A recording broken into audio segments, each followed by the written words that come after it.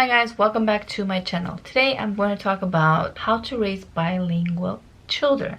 In America, we all know there are families that, especially nowadays, that speak more than English. Okay, we have New York is a melting pot. You have people from everywhere. I work around people who are families who are bilingual, trilingual. They speak more than one language, two languages, three languages. I find it sad that some families think that they are going to face some sort of negative feedback or faces. People make faces when they hear that you have an accent. I have an accent too. However, I have been using my English since 1999. I started to learn English when I was 7 in school. I have been speaking English nonstop since 1999. Today I heard a mom, she is from Ukraine. She was talking about her war and family there. She's like, yes, now I'm complete, now I'm gonna call this my home. America's my home. I get it. I'm very grateful for this country. This country has done so much good for other countries. I'm not gonna go into political stuff, but however, my feedback to her was this. I said to her, yes, America saved you, saved me, my country, my people, but you also don't want to forget about your country. Yeah, this might be your home, maybe permanently, you never know. But you also need to remember that even if you're raising children here, you have to remember something, that once they grow up, they're gonna want to ask you, and they're gonna want to know, why didn't you tell them more about your roots, your country, your culture, the language. So there's nothing wrong to live here, to be here, work here, but also at the same time to teach your child about your culture, your origin, where you come from, why you look the way you look, why you talk the way you talk, how did you get here. People back in your country talk about your food, your culture, your differences, similarities, your skin color. Nothing wrong with keeping up your identity, where you came from. There's nothing wrong with that.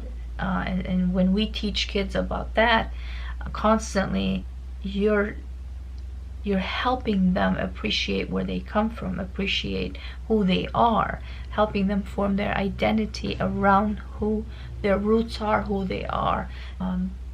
My kids are bilingual. My husband is Puerto Rican, I'm Albanian. I'm also an American citizen. My kids were born here, they're being raised here. For them, they're American first. For me, you're Puerto Rican first, and then you're Albanian. An American, you're an American citizen, you're born and are being raised here. But at the same time, I don't want them to forget where they come from, what are they made of, okay? Because that's very important. You don't want to raise your kids and be like, hey, I'm just an American, I don't want to. There's nothing wrong being an American. I'm very grateful for my status.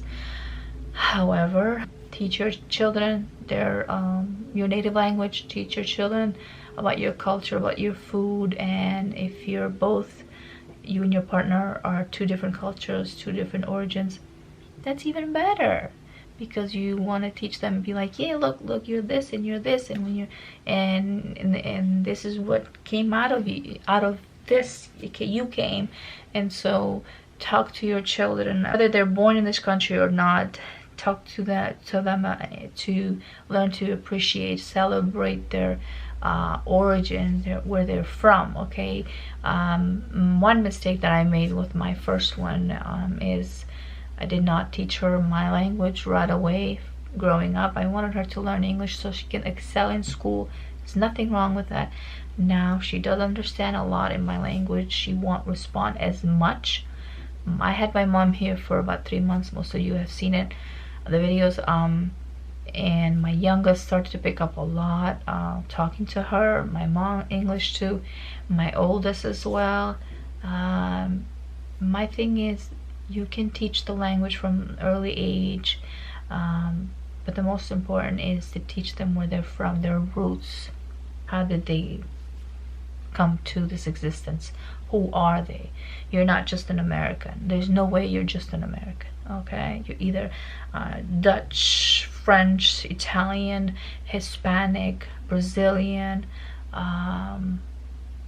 African American, and it's beautiful, and you should be celebrating that. Celebrate every holiday that you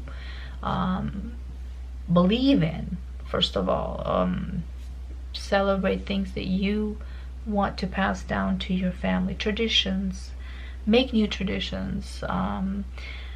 Have your kids be around family that speak your native language, that your grandparents, your uncles, aunties, basically make sure your children embrace their true identity, where they're from, with pride and joy, without having to feel shame or embarrassment. Okay, and they will feel that, and they will how do I say, they will encounter that in school, supermarkets. People are ignorant, they just don't know. They haven't seen anything else, so you don't want to pay attention to that or let that affect you. And if your kids encounter that in school, or those type of bullies, you have to again reassure them that it's okay to be different. It's okay to sound with an accent, to have an accent. It's to sound different, to look different. It's okay. It's okay to embrace your roots and where you're from. With the little toddlers, you can do role plays. For example, start playing with them on the floor, on the carpet, with blocks or something, and just pretend like you have a doll in your hand and they have one, and you speak in your language. Be like, touch your eye, your nose, your head. Do it in both languages. Kids as early as 1 year old and up, they pick another language like this. So don't be shy, okay? Don't tell your grandma not to speak to your kids Spanish or another language. Don't be mad if they do. A lot of parents today were telling me, oh, my kid is babysat by someone that speaks only Spanish, and my kid was born here. I want him or her to learn English. Yes, that's what they have you and your husband or your partner. Plus, they go to school, they're gonna pick up on that fast. English, they're gonna pick it up natural if they're born here. My friend came here 3 years ago or 4.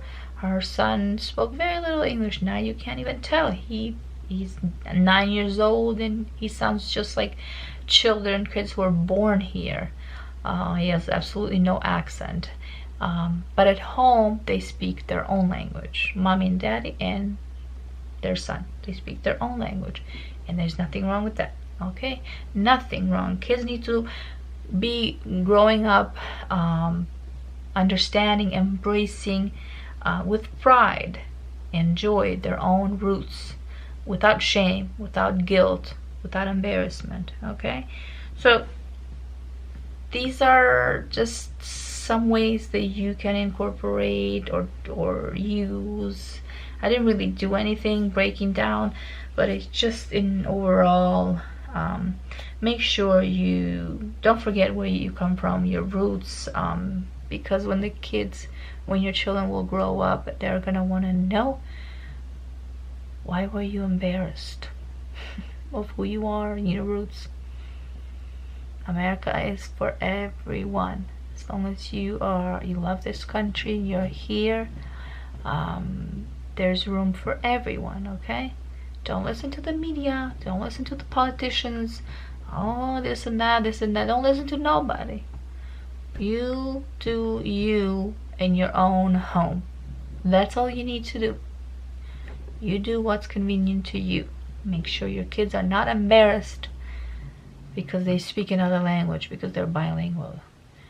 Make sure you tell them that when they grow up, they can get a better job if they speak another language. I had an interview just the other day, and I speak 7 languages. And this job, although I have a degree, was gonna start me like from the lower level until I get a state certificate. It's about teaching. But because I speak 7 languages, and the language that they need, Spanish, and also because I have a degree and experience, they already gave me $2 ahead of everyone as base pay. So there you go. The advantage of speaking more than one language. And there's so many apps out there, so many ways that you can learn a language. It just doesn't have to be if you are someone that speaks another language, which you're lucky and blessed. Even if you're just a family that doesn't speak other languages besides English, there's ways for you to help your kids learn from early on to learn another language. Why? Because when they go to school, their friends who maybe just came to US and they're scared, they don't speak English, they would love to hear someone say a word in Spanish or Korean, Chinese, or Italian, I don't know, whatever other languages that the migrants are coming in with. So they would love to hear it. Why? Because it makes them feel welcome. Okay, and also that's how the kids connect. All right, and don't feel like they're not welcome there, especially in schools. All right, so there you have it. I hope you like it. Share, please, if you don't mind. Join this family. I will be bringing more parenting tips, hopefully weekly. All right, thank you so much for watching. I will see you on my next video. Bye bye.